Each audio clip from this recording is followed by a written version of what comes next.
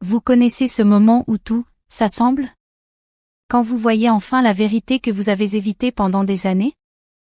Oui, le mien est arrivé sous la forme d'un message texte alors que j'étais assise par terre dans mon appartement vide, mangeant une pizza directement dans la boîte. Excuse-toi auprès de ta sœur ou ne viens pas pour Noël. J'ai fixé ces mots jusqu'à ce qu'ils deviennent flous. Mon téléphone pesait lourd dans ma main, et je sentais un rire étrange monter dans ma poitrine. Pas un rire joyeux. Plutôt le genre de rire qui arrive juste avant que vous ne pleuriez ou que vous lanciez quelque chose. Revenons un peu en arrière. J'ai 28 ans, et jusqu'à il y a 3 mois, je vivais encore dans ma chambre d'enfance. Oui, je sais ce que ça peut donner comme impression.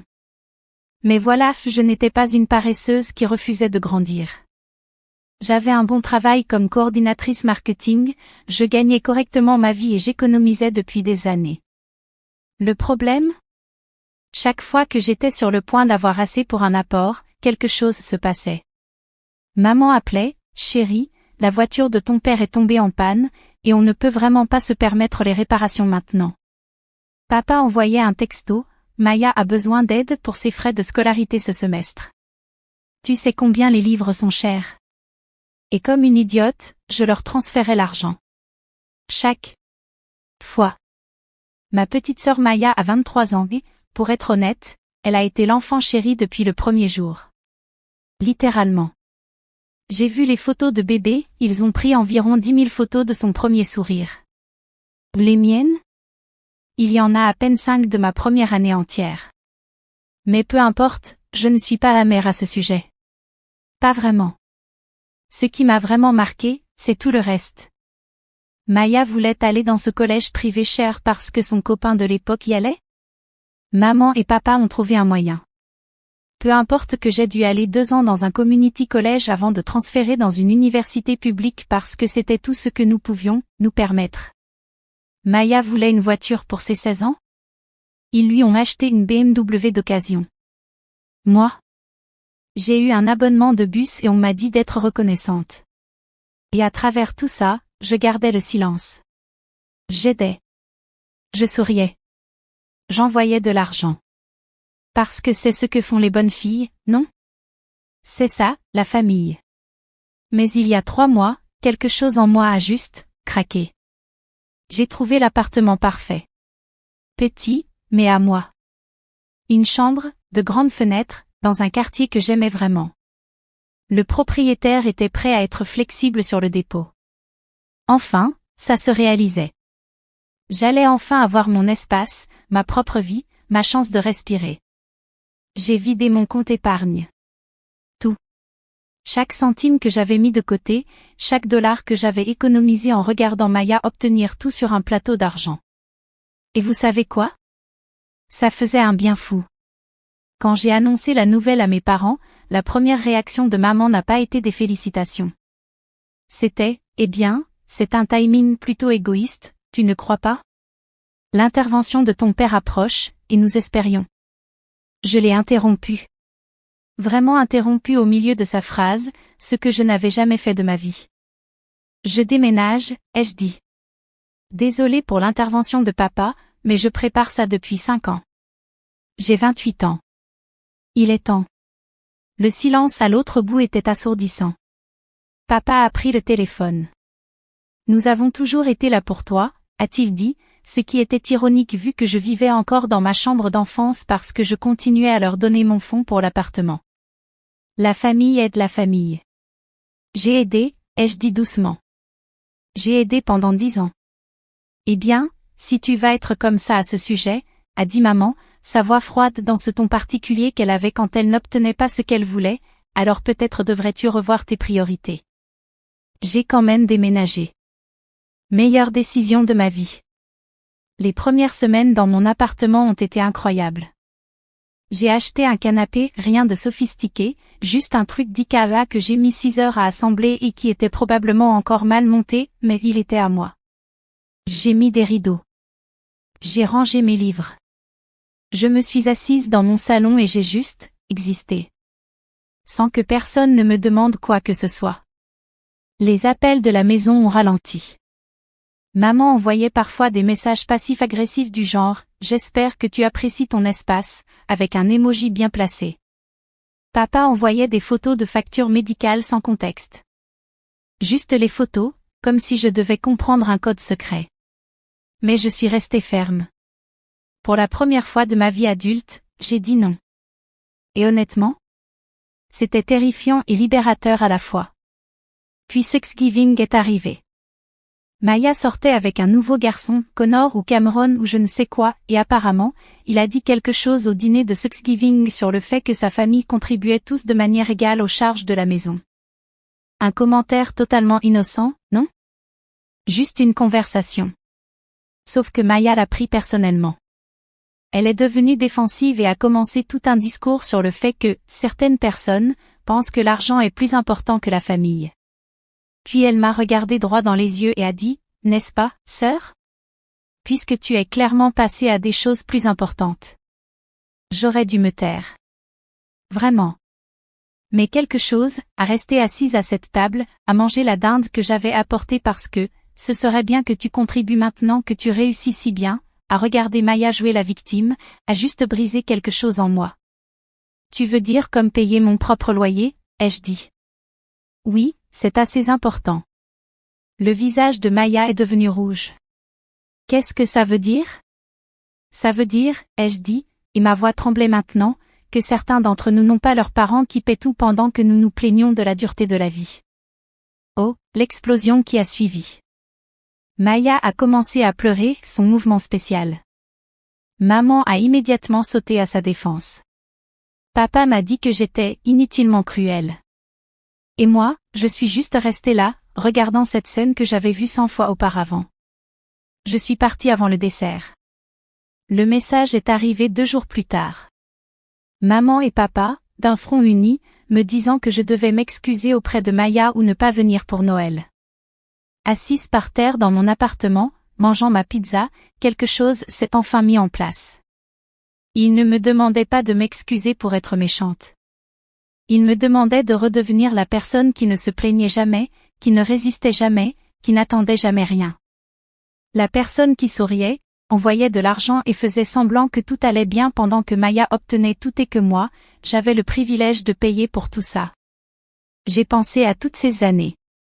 Toutes ces fois où j'ai transféré de l'argent dont j'avais désespérément besoin parce que, la famille passe avant tout. Toutes ces fois où j'ai regardé Maya obtenir des choses dont je ne pouvais que rêver tout en me faisant dire que je devais être heureuse pour elle. Toutes ces fois où je me suis rendue plus petite, plus silencieuse et plus pratique. Et j'en avais fini. J'ai rédigé ma réponse avec soin, la relisant 3 fois avant d'appuyer sur envoyer. Alors excusez-moi de ne plus payer vos factures. J'ai couvert vos mensualités de prêt immobilier, vos factures, les copaiements des médicaments de papa et la dette de carte de crédit de Maya ces 4 dernières années. Si s'excuser auprès d'elle est la condition pour Noël, alors je suppose que je passerai les fêtes seule. Faites-moi savoir quand vous serez prêt à avoir une véritable conversation à ce sujet. D'ici là, je vais enfin me concentrer sur mes propres factures. J'ai appuyé sur envoyer et éteint mon téléphone. Pendant environ 10 minutes, j'ai ressenti une montée de panique pure. Que avais-je fait? On ne peut pas juste dire ça à ses parents. On ne peut pas juste les confronter comme ça. Non. Quand j'ai finalement rallumé mon téléphone 1 heure plus tard, j'avais 47 appels manqués. 47. De maman, de papa, même de Maya. Il y avait aussi des textos. Beaucoup. Commençant par le déni, nous ne savons pas de quoi tu parles, passant par la colère, comment oses-tu nous jeter votre générosité à la figure, et finissant par la panique, on peut en parler, rappelle-nous juste. Je n'ai pas rappelé. Pas cette nuit-là. À la place, je me suis fait un vrai dîner. Je l'ai mangé à ma petite table de friperie. J'ai regardé un film que je voulais voir. Et je suis allée me coucher dans ma propre chambre, dans mon propre appartement, sans le poids des attentes des autres écrasant ma poitrine. Le lendemain, j'ai appelé ma banque et ouvert un compte séparé. Juste pour moi. Personne d'autre ne saurait qu'il existait, personne d'autre n'y aurait accès, et je ne laisserai jamais personne me culpabiliser au point de le vider à nouveau. Puis j'ai rappelé mes parents. Maman a décroché au premier son. Oh mon Dieu, Nous étions si inquiets. Il faut qu'on parle, ai-je dit. Vraiment parler. Pas le genre où vous me dites ce que j'ai mal fait et je m'excuse. Une vraie conversation. Il y a eu une pause. Puis la voix de papa est entrée, il m'avait mise sur haut-parleur. Chérie, nous ne comprenons pas d'où vient toute cette hostilité. Je vous ai donné plus de 60 000 $ ces 4 dernières années, ai-je dit. Ce chiffre me hantait depuis que je l'avais calculé la veille. 60 000 $. Et cela n'inclut pas les plus petites sommes avant ça. Et pendant tout ce temps, vous ne m'avez jamais demandé si j'allais bien. Vous n'avez jamais pensé que peut-être moi aussi j'avais besoin de cet argent. Vous n'avez jamais dit merci. Silence. Je n'essaie pas d'être cruelle, ai-je continué, ma voix se brisant un peu. Vraiment pas. Mais je veux que vous compreniez que je ne suis pas votre compte bancaire de secours. Je suis votre fille. Et j'ai tout sacrifié pour vous aider pendant que vous me disiez de m'excuser auprès de Maya pour enfin poser des limites. Nous ne réalisions pas. A commencé maman, mais sa voix s'est éteinte. C'est ça le problème, ai-je dit. Vous ne réalisiez pas parce que vous ne vouliez pas. Il était plus facile de juste attendre que je gère tout. Encore du silence. Puis papa s'est raclé la gorge. Que voulez-vous de nous? Je veux que vous me voyiez, ai-je chuchoté. Juste, me voir. Pas comme la responsable, ni celle qui gère tout, ni celle qui peut tout arranger. Juste comme votre fille qui fait de son mieux.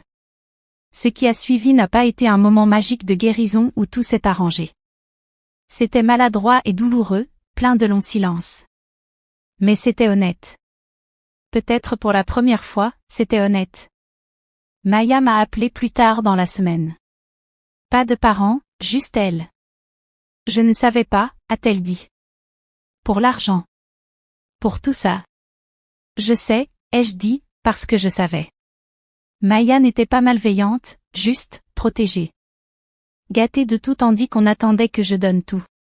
Ça va, a-t-elle demandé, et elle semblait vraiment concernée. Ça va venir, lui ai-je répondu. Nous avons parlé pendant plus d'1 heure. Vraiment parlé. Je lui ai expliqué ce que ça faisait d'être toujours en seconde position, d'être toujours le plan B, de la regarder obtenir des opportunités dont je ne pouvais que rêver. Elle m'a raconté combien il était étouffant d'être l'enfant chéri, de sentir qu'elle ne pouvait pas se tromper, de savoir qu'on la comparait toujours à moi. Aucune de nous ne s'est excusée. Pas parce que ce n'était pas nécessaire, mais parce que nous avions besoin de comprendre d'abord. Noël est arrivé. Je ne suis pas rentrée chez mes parents. À la place, j'ai fait du bénévolat dans une soupe populaire, puis je suis allée dîner chez une amie. C'était différent, mais c'était bien. Vraiment bien. Maya m'a envoyé une photo, elle, chez nos parents, tenant une pancarte sur laquelle il était écrit « Tu me manques ». Maman et papa étaient en arrière-plan, semblant fatigués mais, d'une certaine manière, plus doux. J'ai renvoyé un selfie depuis la maison de mon ami, avec un bonnet de Père Noël. Toi aussi, tu me manques. L'année prochaine? L'année prochaine, a-t-elle répondu. Ça fait maintenant 6 mois. Les choses ne sont pas parfaites. Maman laisse encore parfois entendre qu'elle a besoin d'aide pour les factures, mais maintenant papa l'interrompt et dit qu'ils trouveront une solution. Maya a trouvé un job à temps partiel et apprend à gérer un budget. Nous faisons des appels vidéo tous les dimanches, parfois ils sont maladroits, mais ils sont à nous. Et moi? Je suis toujours dans mon appartement. Le mois dernier, j'ai acheté un vrai cadre de lit, pas juste un matelas par terre. Petite victoire, n'est-ce pas? J'ai ouvert à nouveau un compte d'épargne, et cette fois, l'argent y reste. J'apprends que d'aimer sa famille ne signifie pas se détruire pour elle. La semaine dernière, papa m'a appelé juste pour dire bonjour. Pas pour demander quoi que ce soit. Juste pour parler. Nous avons discuté pendant 20 minutes de choses sans importance, son jardin, ma nouvelle cafetière, une série qu'il avait commencé à regarder. Avant de raccrocher, il a dit quelque chose qui m'a serré la gorge. Je suis fière de toi, ma grande. Pour avoir construit ta vie. Je suis désolée qu'il nous ait fallu autant de temps pour te le dire. J'ai pleuré comme une folle pendant 15 minutes après cet appel. Le fait de s'affirmer ne procure pas le même sentiment triomphant que dans les films. C'est effrayant, désordonné, et parfois on se demande si on a fait le bon choix. Mais ensuite, on regarde la vie qu'on est en train de construire, celle qui est à nous, celle qu'on ne sacrifie pas pour les autres, et on réalise que, peut-être, juste peut-être, on commence enfin à comprendre notre valeur. J'ai toujours ce message texte sauvegardé sur mon téléphone. Celui où l'on me disait de m'excuser ou de ne pas venir pour Noël. Parfois, je le regarde et me souviens de qui j'étais il y a 3 mois, la personne qui se serait excusée immédiatement, qui aurait vidé une fois de plus son compte épargne, qui serait restée petite, silencieuse et pratique. Mais ce n'est plus moi. Je suis la femme qui a acheté son propre appartement. Qui a appris à dire non. Qui a découvert que les gens qui t'aiment vraiment seront encore là même quand tu arrêtes de te réduire pour eux. Qui a appris que parfois, la chose la plus aimante que l'on puisse faire est de s'aimer soi-même en premier. Et honnêtement, je suis encore en train de comprendre tout ça. Chaque jour. Mais au moins maintenant, je le fais dans mon propre espace, à mes conditions, avec mon argent sur mon propre compte bancaire. Le meilleur cadeau de Noël que je me sois jamais offert. Merci d'avoir regardé. Mettez un like si cette histoire vous a plu, n'oubliez pas de vous abonner si ce n'est pas encore fait, et cliquez sur la carte ci-dessus pour voir d'autres histoires comme celle-ci. À la prochaine.